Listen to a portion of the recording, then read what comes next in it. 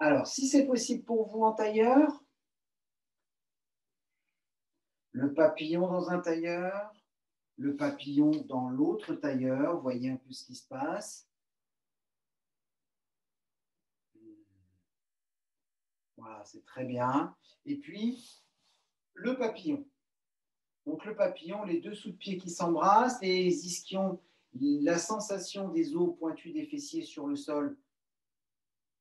On dégage des muscles fessiers pour avoir cette sensation sur le sol, à la fois d'écrasement du bassin et à la fois de redressement de la colonne.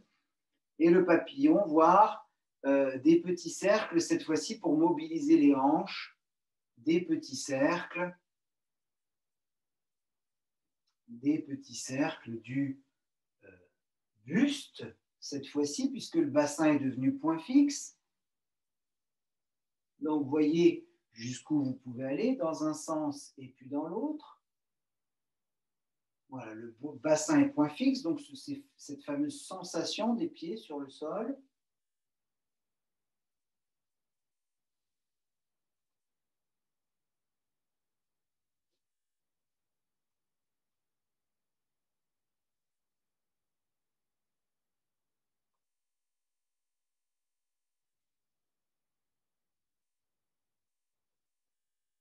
Très bien. Je vais m'immobiliser dans l'huître. Je vais m'immobiliser dans l'huître. Et à partir de là, chercher à redresser mon dos. Alors, les bras passent à l'intérieur des jambes, sous les chevilles. Voilà. Sans omettre de respirer.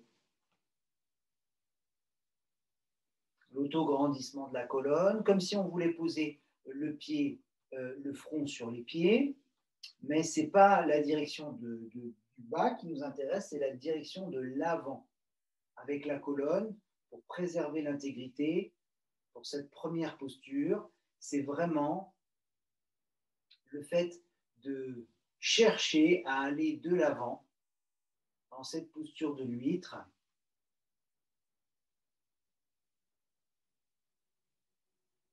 La respiration profonde.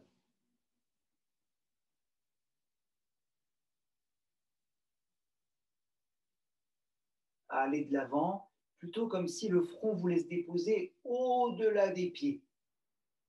Voilà l'autograndissement de la colonne. Un peu comme si on voulait envelopper les chevilles, comme si on voulait poser les coudes au sol. La respiration profonde. Alors, si c'est dans vos capacités, vous soulevez les deux pieds, vous les mettez derrière la tête et posez le front au sol, la tête derrière les pieds. Voilà, tranquillement, en laissant le corps respirer. Je vais jusque là où je peux aller.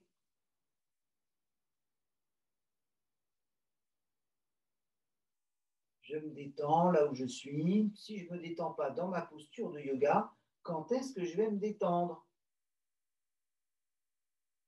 La respiration profonde.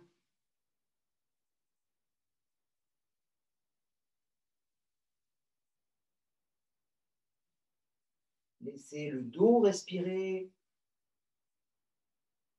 Peut-être qu'au début, dans votre pratique posturale, eh bien, vous allez avoir besoin d'inspirer, de soulever le buste, d'expirer, de baisser le buste. D'inspirer, soulever le buste et d'expirer, soulever le buste. Alors, respiratoirement parlant, c'est parfait. Au niveau de l'amplitude, on ne fait que partir et revenir au point de départ. Partir et revenir au point de départ. Quand on veut progresser dans la posture, qu'on a l'impression d'être bloqué à un palier, alors on va inspirer tout aussi profondément, mais sans bouger. On va garder les poumons pleins quelques instants.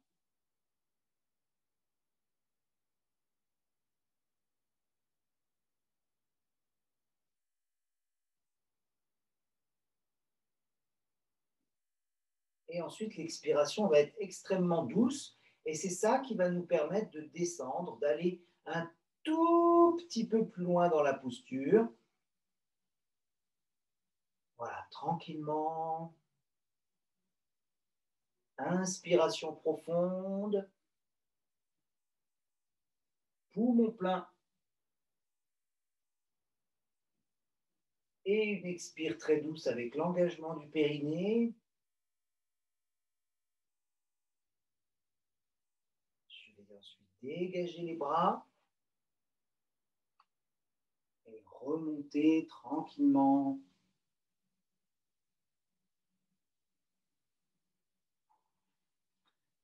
Et puis, bien sûr, m'allonger sur le dos pour continuer avec une deuxième posture.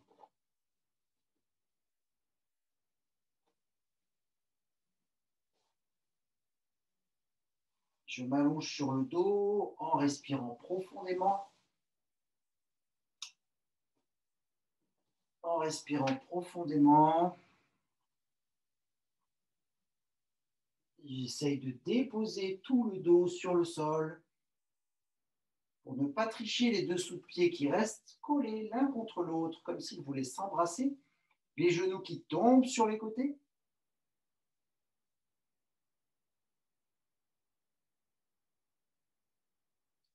Et donc, je vais laisser le papillon se mettre en place. L'avantage, c'est que je ne peux pas rester contracté à l'extrême si je fais le mouvement du papillon, c'est-à-dire les petits battements d'ailes. L'inconvénient, c'est que, eh bien, on est dans de la mobilisation, on n'est pas dans la posture. À partir du moment où je m'immobilise, où j'essaie de garder les dessous de pied en contact, de garder le bas du dos en contact avec le sol, les dessous de pied en contact l'un avec l'autre, le bas du dos rétroversé en contact avec le sol. Donc, il y a un grand engagement des abdominaux. Ça fait peut-être plus d'étirement et remonter les genoux, mais en tout cas, on est dans une posture correcte. La nuque longue, on étire bien toute la colonne, depuis le bas, la rétroversion, le long du thorax, la nuque jusqu'au sommet de la tête. Et puis, je laisse la respiration se mettre en place. Et donc, l'inspiration, poumon plein. Et grâce à cette pré-détente dans le poumon plein, et bien à l'expiration, en gardant le bas du dos collé au sol, les dessous de pied collés l'un contre l'autre, les genoux descendront d'1 millimètre peut-être. Inspiration sur place, c'est-à-dire les dessous de pied se pressent l'un contre l'autre. Poumon plein. Avec une pré-détente, on commence déjà à négocier. Les muscles tendus, on leur demande déjà de se détendre. Il y a un lâcher-prise psychologique qui se met en place. Il y a une demande, advienne que pourra, et ensuite on remercie. Si ça se réalise, eh bien merci, ça se relâche d'1 millimètre, et ainsi de suite. Inspiration, les dessous de pied se pressent l'un contre l'autre, les genoux restent en bas. Poumon plein, le dos est collé au sol. Et à l'expiration, les genoux descendent d'1 millimètre, ainsi de suite. Encore 3 respirations comme ça. Prenez votre temps pour rester dans la sensation.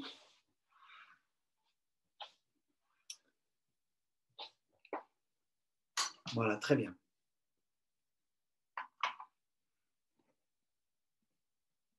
Voilà, respirez profondément.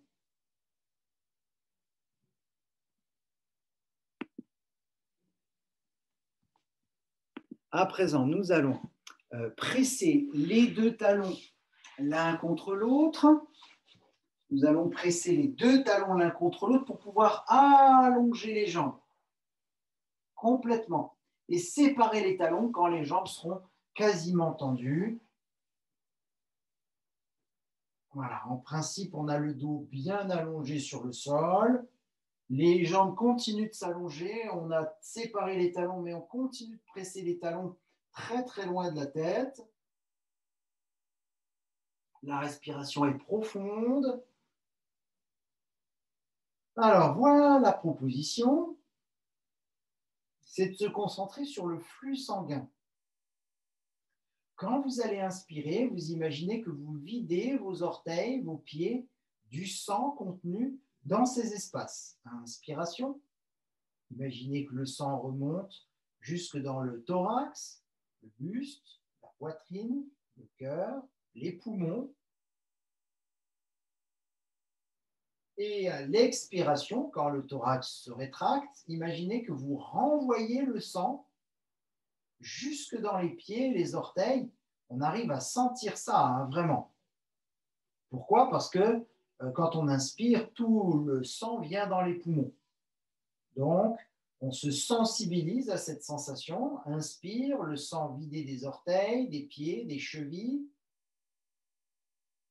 qui va jusque dans les poumons.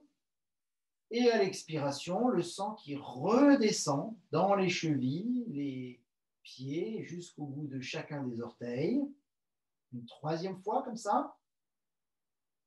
Inspiration, le sang chassé des orteils, des pieds, des chevilles, des jambes jusqu'aux genoux. Le sang des jambes arrive jusqu'aux poumons. L'échange gazeux peut avoir lieu.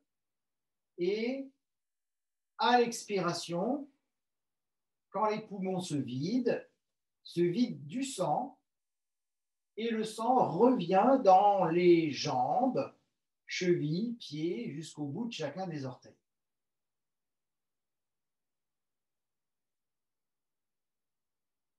Ensuite, inspiration, non seulement ça vient des orteils, des pieds, des chevilles, des jambes, des genoux, mais aussi des cuisses,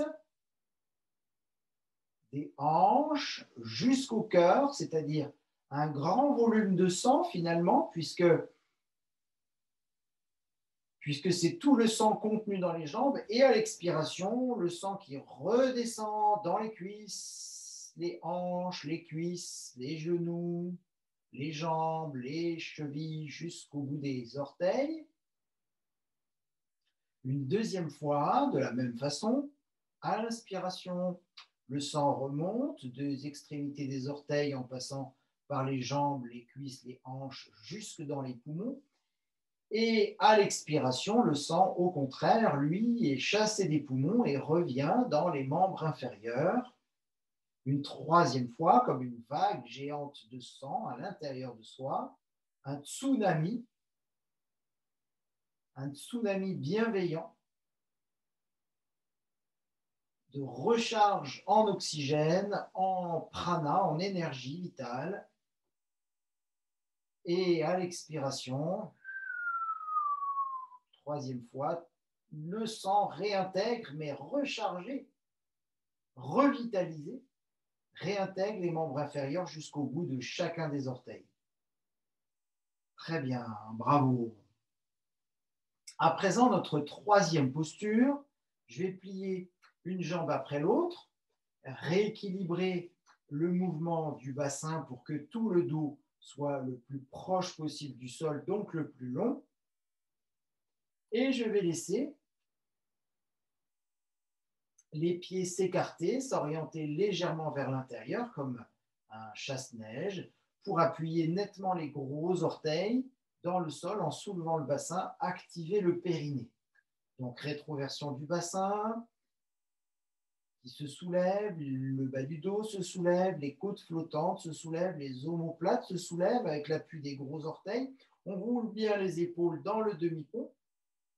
Et puis, on va pousser plus une jambe que l'autre pour pouvoir monter une hanche plus que l'autre, comme si on perdait l'appui de la deuxième jambe au sol, mais les deux vont rester par terre, mais on prend appui à 90%, 99% sur un pied pour soulever la hanche de ce même côté, qui prend appui très fortement dans le sol.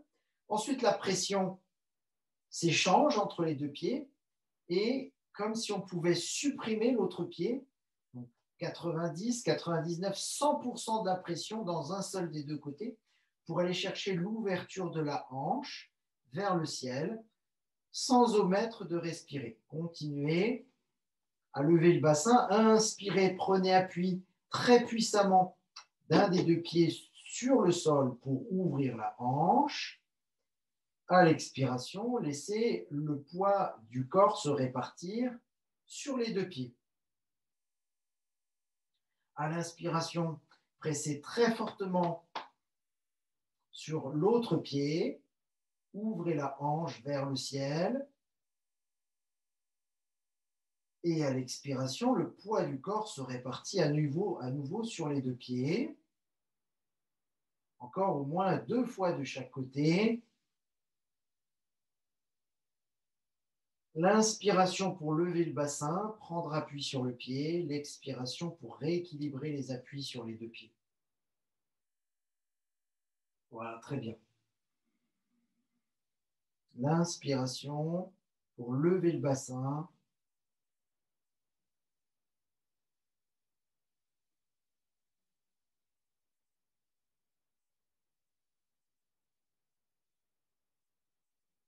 Allez, une dernière fois de chaque côté. Au rythme où vous respirez, bien sûr.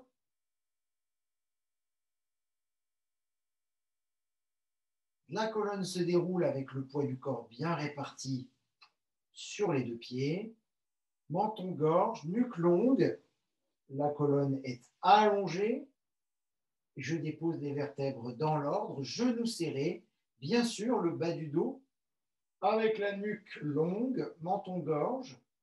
Le bas du dos se déposera avant les fessiers. Ça, c'est vraiment important. Si nécessaire, genou-poitrine, un genou à la poitrine, le deuxième genou à la poitrine, une main sur chaque genou, les coudes écartés, comme si on voulait presser les deux genoux, comme si on voulait presser les 2 pouces et les 2 index et retrouver nos omoplates actives, ce qui est beaucoup plus difficile avec le dos rond dans cette position.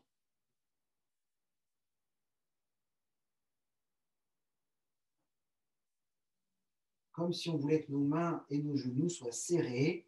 Et puis ensuite, depuis le milieu du dos, je redépose la colonne. Bien sûr, la nuque ne touchera pas le sol, mais l'intention est de déposer la nuque avant la tête pour qu'elle soit le plus longue possible. Je vais déposer un pied, l'autre pied, et je vais allonger les jambes à nouveau en maintenant la pression des talons à l'opposé de la tête. Pendant de longues respirations pour que mon dos soit vraiment allongé, que tout mon corps soit vraiment le plus long possible, le plus proche possible du sol. Ce qui signifie la nuque la plus proche possible du sol, les lombes, le bas du dos le plus proche possible du sol par la rétroversion du bassin, menton-gorge, rétroversion, l'arrière des genoux le plus proche possible du sol, l'arrière des chevilles le plus proche possible du sol, par l'allongement des jambes, le fait de remonter les rotules en direction du bassin et le fait de décoller très légèrement les talons du sol pour que vraiment tout le corps soit le plus long possible. Là, je relâche les pointes de pied sur les côtés et je vais faire affluer le sang jusqu'au poumon, depuis la pulpe des doigts, depuis la longueur de chacun des doigts. À l'inspiration, le sang va remonter, vider les doigts, aspirer, comme si chaque doigt était une paille, en direction des poumons.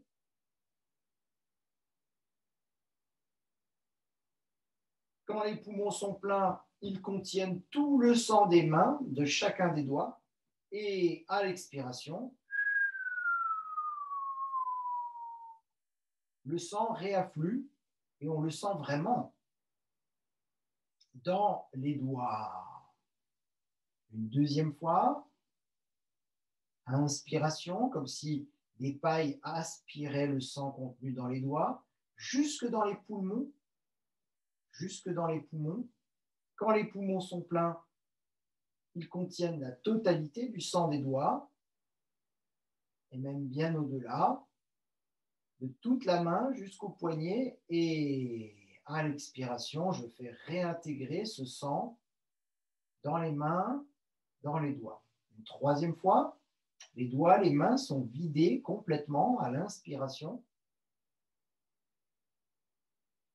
Le flux du sang arrive dans les poumons. Et troisième fois, le flux du sang réintègre les mains, les doigts, jusqu'au bout de leur extrémité. Poursuivons avec l'aspiration depuis les doigts, mains, poignets, avant-bras jusqu'au coude, comme si le sang était littéralement aspiré jusque dans les poumons à l'inspiration première, et réintégrer les coudes, les avant-bras, les poignets, les mains, et jusqu'au bout de chacun des doigts à l'expiration. Deuxième fois, je laisse le sang des doigts, des mains, des poignets, avant-bras et coudes se vider. Ce sang est aspiré dans les poumons.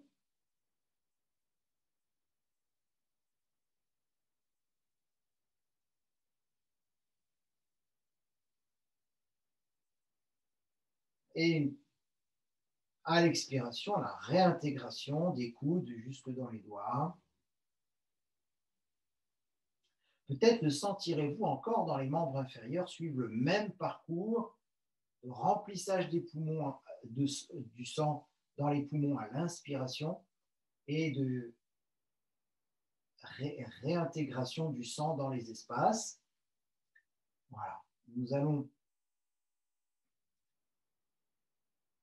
pratiquer à présent jusqu'aux épaules, comme nous l'avions fait jusque dans les hanches. Donc, inspiration, 3 fois également, depuis les doigts, les mains, poignets, coudes, bras, épaules, directement dans les poumons, comme s'il n'y avait plus du tout de sang, ou quasiment plus dans les bras, que tout le sang contenu dans le corps se trouvait dans les poumons, en tout cas tout le sang des bras contenu dans les poumons. Et à l'expiration, réintégration du sang dans les épaules, les bras, les coudes, les avant-bras, les poignets et les mains, chacun des doigts. Deuxième fois, depuis les doigts jusqu'aux épaules, dans les poumons, le sang chassé des bras, aspiré dans les poumons et réintégrer à la vitesse où vous respirez jusqu'au bout de chacun des doigts, une troisième fois.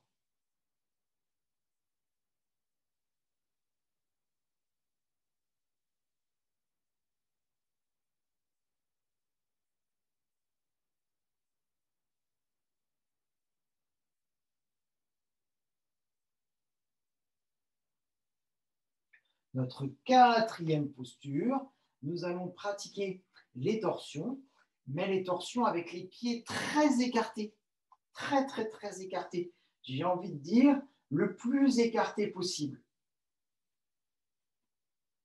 Donc, les 2 genoux vont descendre pied au sol, à gauche, la tête va rouler à droite, et je vais faire comme si mon genou droit, la tranche interne du genou droit, voulait toucher le sol entre les 2 jambes. Ensuite, bien sûr, les genoux remontent. Inspiration, les genoux descendent, donc cette fois-ci à droite, les 2 genoux descendent à droite, comme si je voulais que la tranche interne du genou gauche touche le sol. Bien sûr, ça n'arrivera peut-être pas, mais c'est l'intention que je mets dans le mouvement. Et à l'expiration, les genoux remontent. Allez, ensemble. Inspiration, les genoux descendent, tête à droite. Bassin d'un côté, tête de l'autre. Expiration sur place, comme si je voulais que mon genou descende vers le sol, encore une fois de plus, pour libérer les hanches. Inspiration sur place avec le ventre tenu. La respiration dans le grille costal droit. Et l'expiration qui fait remonter les genoux. Pieds très écartés. Inspiration. Les genoux qui descendent. Bassin d'un côté, tête de l'autre. L'expiration comme si je voulais déposer le genou au sol. Les deux genoux, en fait, tranche externe du droit et tranche interne du gauche, même si c'est par la visualisation, par la pratique mentale, du yoga mental. Inspiration, le ventre est tenu, c'est le grille costal gauche qui respire, comme si mon genou droit, mon genou gauche voulait toucher le sol. Et expiration, les genoux remontent. Et je vous invite à reproduire ça encore au moins 2 ou 3 fois de chaque côté pour intégrer cet assouplissement des hanches.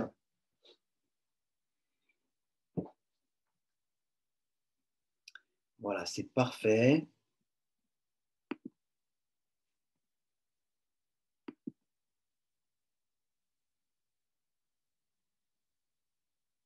Et plus les pieds vont être écartés, plus les hanches vont être sollicitées. C'est évident que si nous pratiquons la torsion avec les pieds serrés, nous toucherons le bas du dos, alors que si nous pratiquons la torsion avec les pieds écartés, dans la sensation, en le pratiquant, vous le sentez de toute façon immédiatement. C'est pour ça, à la vie du corps, qu'on se focalise sur la sensation pour pratiquer le mouvement juste, le mouvement approprié, dans une amplitude qui nous est totalement adaptée. Voilà, on pourrait le faire sur le dos, on pourrait le faire dans la position assise, en essuie-glace. Ça voudrait dire que la colonne est quand même bien redressée, qu'on ne se laisse pas ratatiner. Voilà. Ce qui est peut-être d'ailleurs plus facile dans la posture assise pour poser la tranche interne du genou. Et donc, gardez bien la torsion qui vous intéresse le plus. Assise ou couchée, avec les pieds écartés de toute façon.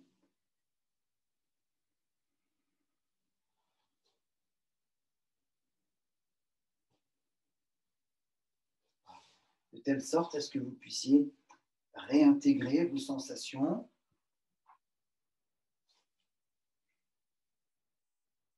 Si vous avez besoin de faire une pause dans la posture, vous faites une pause dans la posture pour respirer plusieurs fois. Quand on dit une pause, c'est-à-dire 1 minute, 3 minutes, 5 minutes dans une posture, peut-être 10 même. C'est vous qui sentez, c'est l'avantage du replay, vous mettez pause et vous restez dans la posture. On va plutôt compter en nombre de respirations. Ça va vraiment nous servir beaucoup plus à rester dans l'instant présent et à ne pas s'arrêter et à laisser l'esprit divaguer. Pour pratiquer yoga, on a besoin d'être ici maintenant, que ce soit à travers une posture ou dans notre quotidien. La posture, se concentrer sur la posture, c'est notre entraînement, notre prétexte.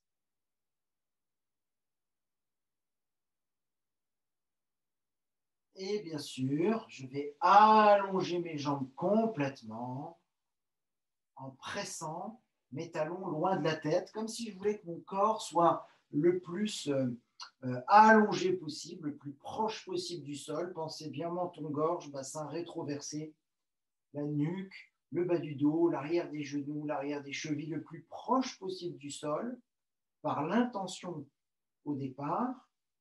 Et puis, cette posture va se maintenir alors même que les pointes de pied vont retomber sur les côtés. Et troisième fois,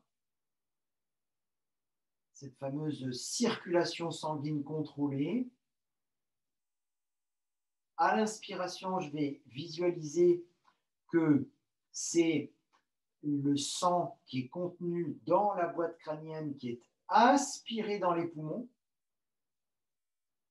ce qui est une réalité, la taille, la morphologie, la physiologie précisément du contenu de la boîte crânienne, le cerveau et toutes les glandes se transforment à l'inspiration quand le sang arrive dans les poumons, et à l'expiration, je réintègre le sang dans la boîte crânienne. D'ailleurs, la sensation n'est pas la même si on y prête attention. Quand les poumons sont pleins,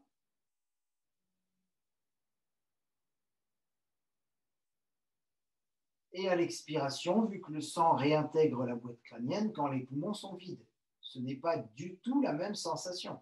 C'était le cas dans les orteils, c'était le cas dans les doigts, c'est le cas dans la tête, ici maintenant.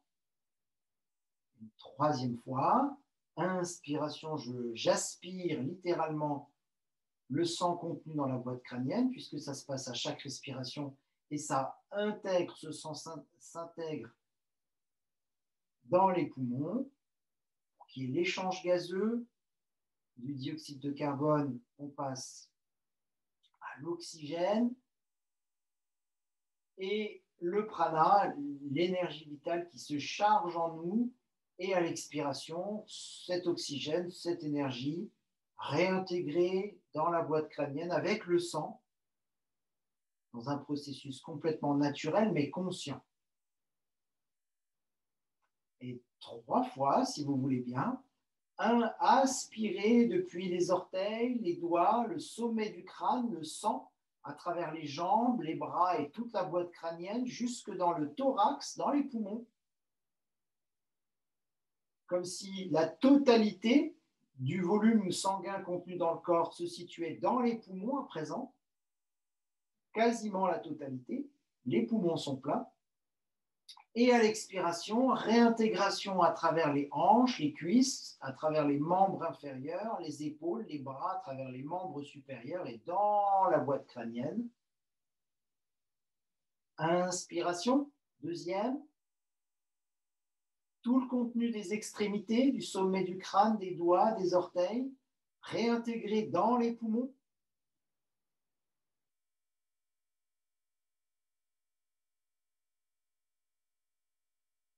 Et à l'expiration, dispersion du sang dans les extrémités, une troisième fois. Depuis les extrémités jusqu'au cœur, jusqu'au poumon, jusqu'au centre du corps.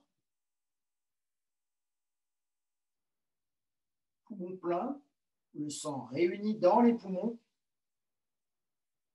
Et à l'expiration, le sang distribué, dispatché jusque dans les moindres extrémités, boîte crânienne, bras, jusqu'au bout des doigts, jambes, jusqu'au bout des orteils.